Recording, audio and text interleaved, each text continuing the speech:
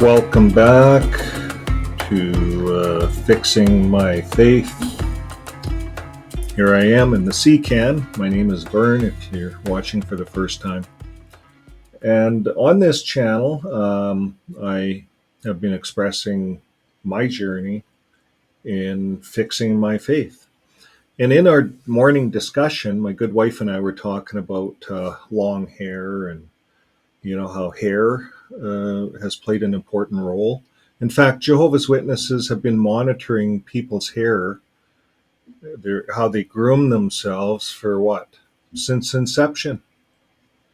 They've had rules on haircuts, and you can wear beards. See, Russell wore beards, and then Rutherford didn't wear beards. So everyone kind of followed the leaders in their grooming and dress.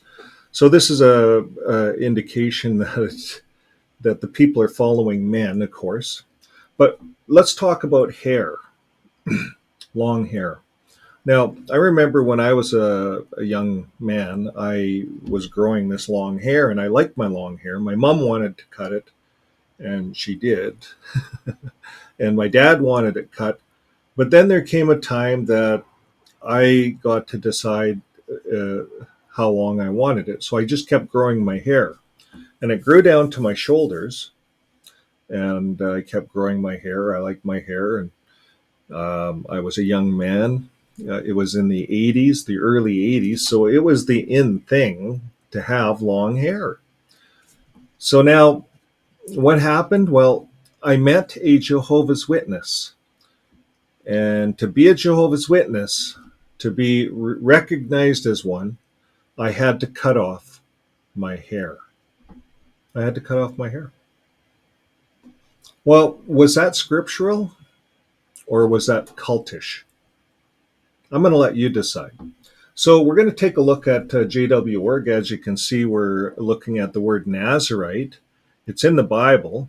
It says it's a word taken from the Hebrew. It's the one singled out, dedicated one, separated one.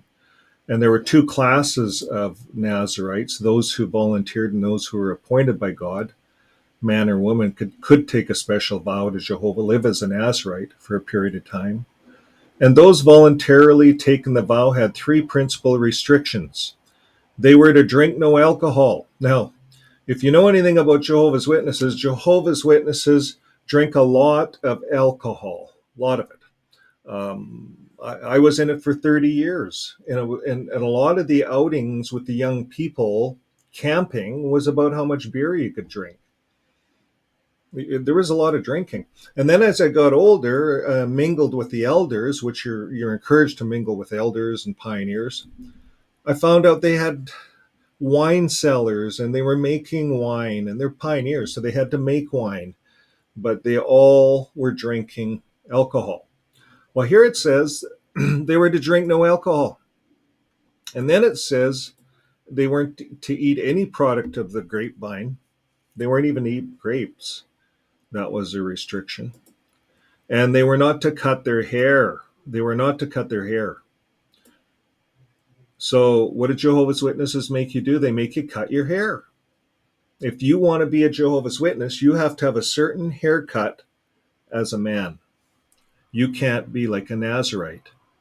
Even though JW.org tries to say, be like the Nazarite, be dedicated. Well, here's the rules, folks. Don't cut your hair. And they were not to touch a dead body. Well, who the heck wants to touch a dead body anyways, right? So that just gets us out of a lot of stuff. We don't have to run in a funeral home if we don't want to, because we're a Nazarite, right? We couldn't do that. Now, those appointed by God as Nazarites remain such for life, and Jehovah specified the requirements for them. So that's just this is right off JW.org. It's not my words. So Nazarite, the separated one. We know that Jehovah's Witnesses don't qualify because they drink a lot of alcohol and they cut their hair. Now, we're going to look at a guy that didn't cut his hair, this Samson. He was made strong, and he was a Nazarite. Many of the Israelites they were worshiping idols at the time, And Jehovah allowed the Philistines to control their land. So there was this man, him and his wife, and one day Jehovah sent an angel to Manoah's house, Manoah's wife, and the angel told her, "You will have a son. He will rescue Israel from the Philistines. He will be a Nazarite." And do you know who the Nazarites were? They were special servants of Jehovah. Nazarites were not allowed to cut their hair. They weren't allowed to cut their hair. So in time, this whole story goes on. Samson killed 30 Philistines all by himself. He was very, very strong, but he got tricked into giving up his secret. So the Philistines went to Samson's girlfriend, Delilah. And here again, JW Org likes to bring out the women, thing like Eve, Delilah. Be careful about the women. It's just how they present it. Well, later, Delilah said, "We'll pay you 1,000." Well, the Philistines went to Delilah and said, "Look, you're his girlfriend. We'll pay you thousands of silver pieces if you find out why Samson is so strong. We want to catch him and put him in prison." Well, Delilah wanted the money, so she agreed. And at first, Samson refused to tell her why he was so strong, but she nagged him until he gave in and revealed the secret. He says, "My hair has never been cut because I'm a Nazarite," he told her. "And if my hair is cut, I will lose my strength." So Samson made a big mistake by telling her his secret. So you see, what I get out of this now, JW Org has many secrets, right? And they don't. They're encouraging the elders not to tell their secrets. The Secret Elders book.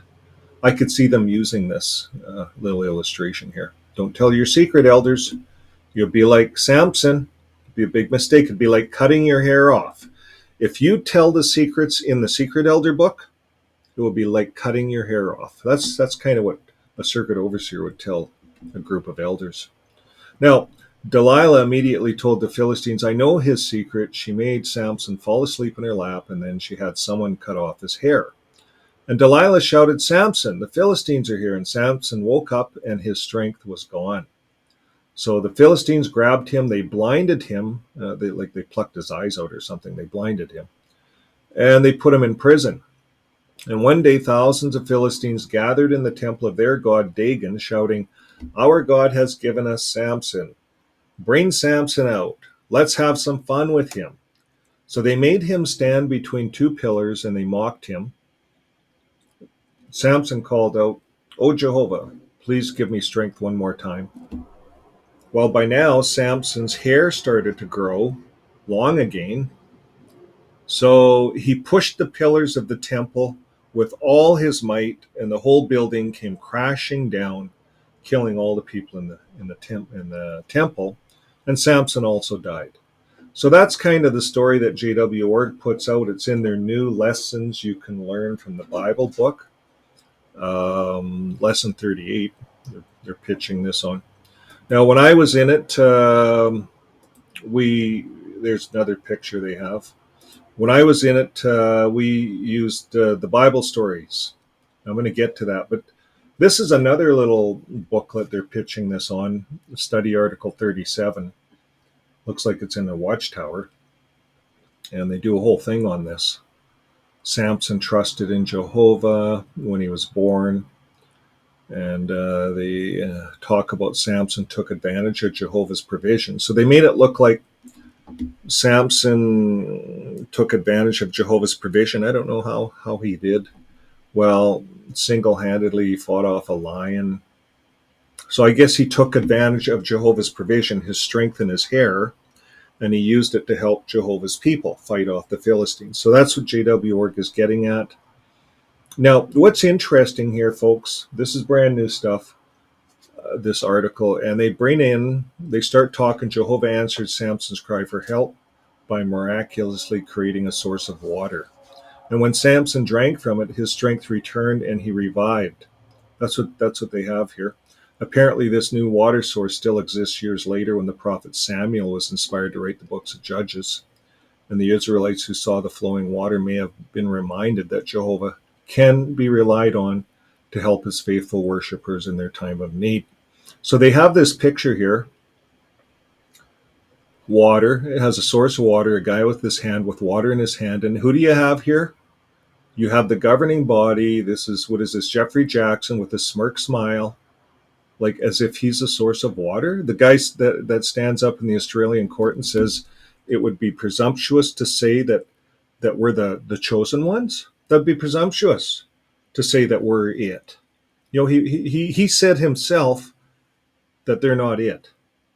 But yet, here they say we're it. We are the faithful slave. You see, double standards. They lie. They lie in court, but then they come here and tell you that they're the source of water.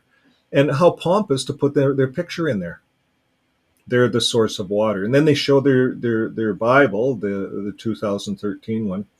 That's the Bible that they pulled lots of stuff out of. They pulled all the water out of it. And then they show some kingdom hall. That's the source of water. You see, we don't buy into it, Watchtower. We don't buy into this stuff. Okay, so Samson did not give up. Samson was imperfect like us. I might have to redo this because my mic is away over here.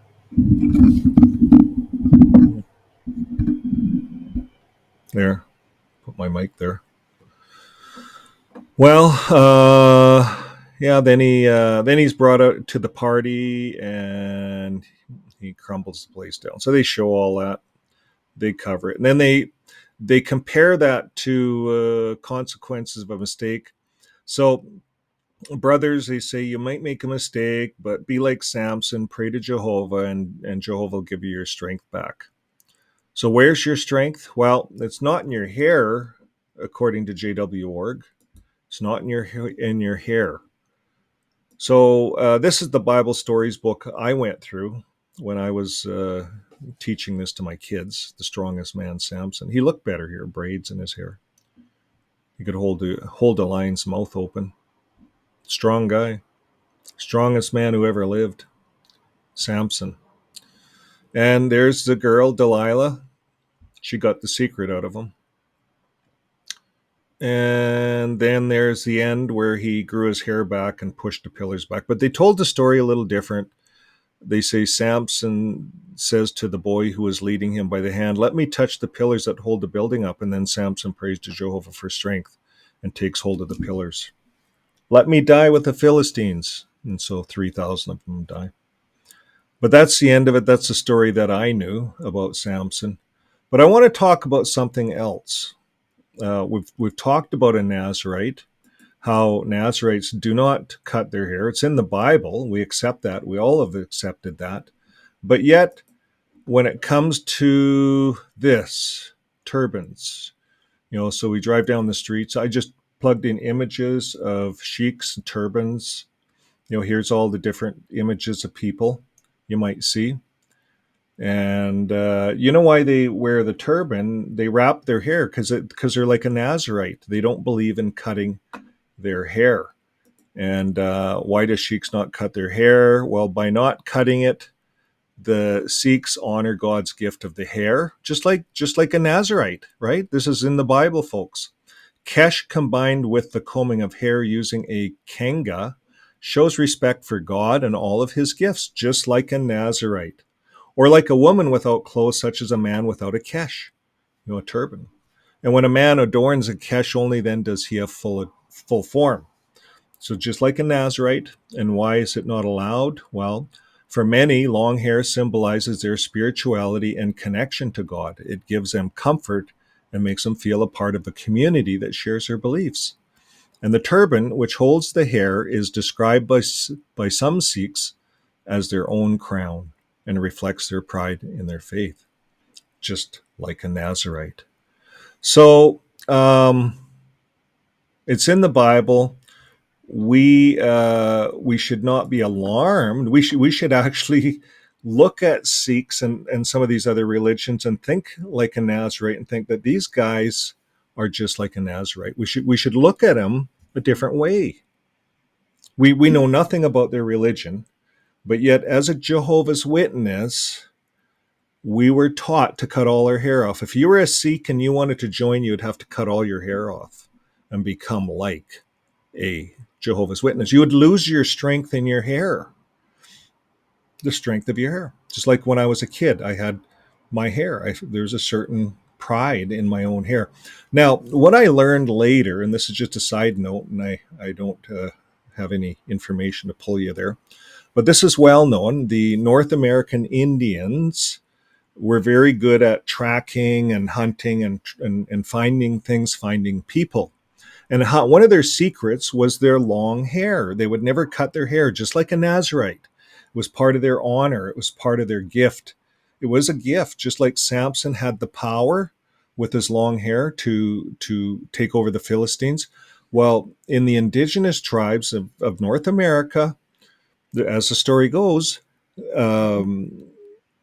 if you're one of the tribe members that's has to track or hunt or trail someone, what they would do is they would lay down when they sleep at night and they'd spread their hair out on the ground like tentacles.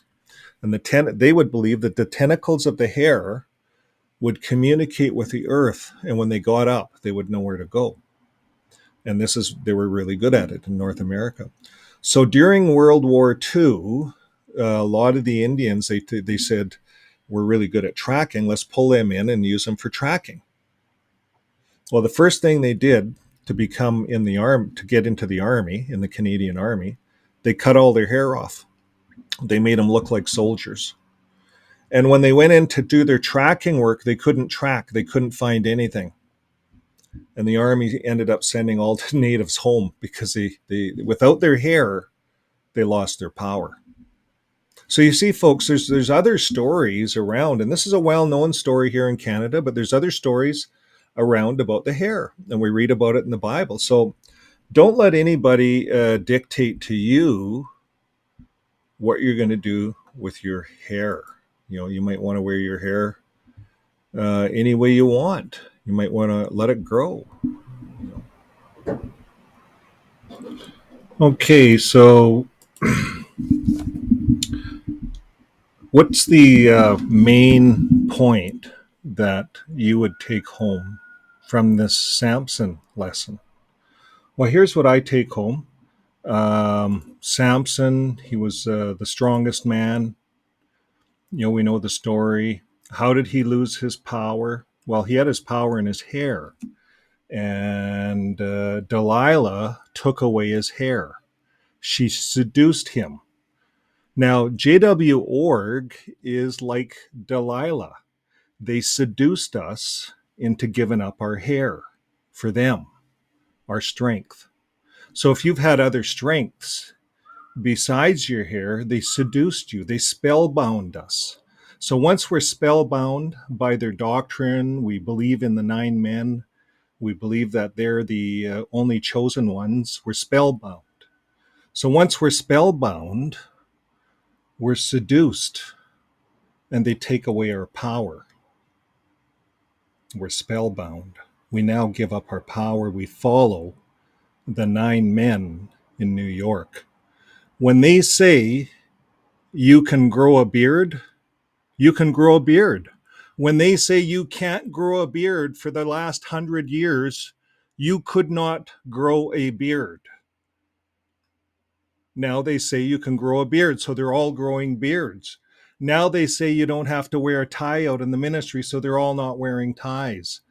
Now they say the sisters do not have to just wear dresses, they can wear slacks, so they're all wearing slacks because they're all spellbound. I was one of them. But now when I get out and I look in, JW org is just like Delilah. Delilah took away Samson's power. How did she do that? Well, she put Samson into a trance. He became spellbound about Delilah, her beauty. He loved her. And this is what the organization does to all of us. They make us spellbound to them. Their beauty, their love, their organization, how organized they are. We become spellbound and we become servants and followers and worships and idol worshipers of 9 men, where we become idol worshipers. And of course, we lose our power. We lose our power because we have given it over to the watchtower. So the watchtower is really Delilah, and Samson is really us. We have to make a decision. Are we going to allow the watchtower to keep us spellbound, to keep us from growing our hair, to keep us from using our talents and our power? That's a decision, my friends, you'll have to make. Any way you want. You might want to let it grow, for whatever reason. But anyways, that's our story today. That's what my wife and I were talking about. And it's interesting how we can go back as an exJW, review all of these stories and get a whole different opinion. I'm looking at these stories and I'm saying, wow, I'm looking at all the various religions that are moving in here to Canada, and a lot of them wear turbans. And that's not a bad thing. So as we do more research on this, we realize that Samson was also a Nazarite. He had power in his hair, and our North American Indians had power in their hair. So you'll see a lot of our North American Indians with long, beautiful hair that's braided, and just like in some of the pictures we see. So that's my story today, folks. That's the story about Samson, hair, and power. Don't let anybody take your power away from you. That's what I have to say today. And the other thing I have to say is keep living your life with love, because that always works. Create your bubble of love, and it's just the best place. That's home. Home can be anywhere. Home for us is right here in the Sea-Can. It's the best place. We've stayed in motels for the last 3 weeks. This is the best motel. This is the best bed because it's home. It's where our love is. And I really believe in that. And if you really put that out and practice it and think about it, it works. Okay, folks, we'll see you on the next video. Bye for now.